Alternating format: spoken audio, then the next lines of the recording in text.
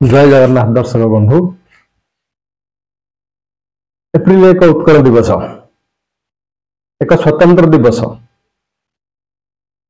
समस्त ओडियां पाई। ओडिशा को एक स्वतंत्र राज्य रूपे गढ़ी तोलिया पाई अनेक महामनीषी अवदान रही।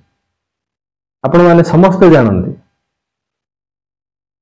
उत्कल सम्मिलनी जरिया मधु बारिस्टर उत्कलमणि गोपबंधु दास, बाबू गौरीशंकर राय, फकीर मोहन सेनापति, महाराजा कृष्णचंद्र गजपति, श्रीरामचंद्र भंजदेव आदि अनेक आगधाड़ नेता उत्कल को गढ़ी तोलिया पाई अदम्य उत्साह उद्दीपना एवं अनेक श्रम स्वीकार करिसेंति। किंतु जो महामनीषी जोगु आज आम ओडिया रूपे परिगणित होइछे से महामनीषी को दुखर विषय आम भूली जाइछे। ताले किए से महामनीषी तांग विषय रे मु कहबाकू चाहूछि, स्पष्ट करे।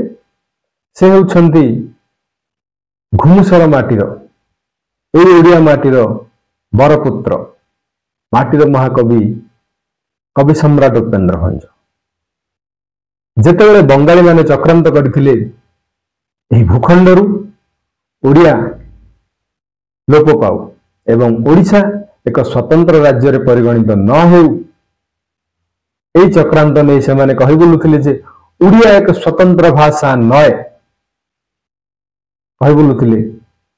तेणु एपरि समय आसिला जे ओडिशारू ओडिया उठी जिबाको बसिला, कारण सेतेबेले प्रकृत में ओडिशा बोली किसी भूखंड नथिला।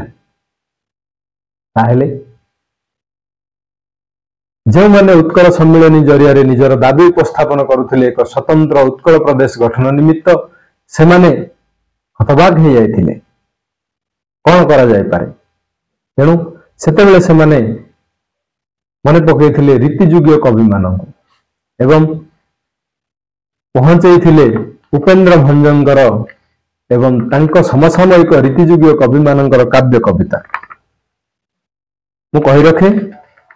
सेतेबेले बालेश्वर कलेक्टर थांदी सार जॉन बीन्स कह जाए जे से महाशयंकर 11 गोटी भाषा रे असाधारण पारदर्शिता थिला। सी जेतेबेले पढ़िथिले उपेन्द्र भंजंकर ग्रंथ समूह, सेतेबेले से उपलब्धि करि पारिथिले जे किते महान ओडिया साहित्य।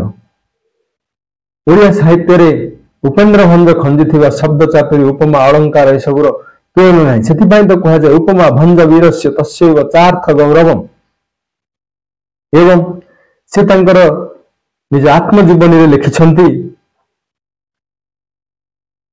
निज आत्मजीवनी 105 पृष्ठ रे से लिखिछंती, from the Subarnarekha all down coast to Puri the ordinary Odia is spoken with hardly any perceptible differences. It is said by the Orias themselves that the language is spoken in its greatest purity in the hill state of Ghumusara, the birthplace of the first national poet Upendra Bhanj.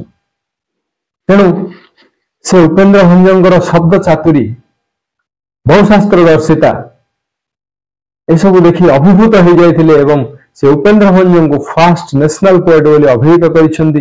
तेणु से सुपारिश करिसें जे नहीं, ओडिया निश्चित भाव एक स्वतंत्र भाषा, यार स्वमर्यादा रही, आत्ममर्यादा रही एवं एथिपाई केवल ओडिशा स्वतंत्र प्रदेश करा जाऊ।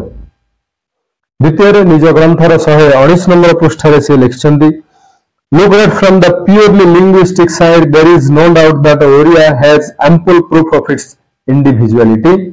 The poems of Upendra Bhanja and his contemporaries are written in a language which hardly differs in a single word or inflection from the vernacular of today. तेणु से स्पष्ट भाव में वर्णना करिसेंती जे उपेन्द्र भंज एक अद्वितीय कवि एवं से तांकर नोट रे उपेन्द्र भंजंक व्यतीत अन्य कौनसी व्यक्तिंकर नाम नहीं नाहंती जे कि अतुलनीय अवदान करिसेंती ओडिया भाषा प्रति। से एंड हिज कंटेम्पोरारीज लिखिछंती किंतु ना नहीं नाहंती।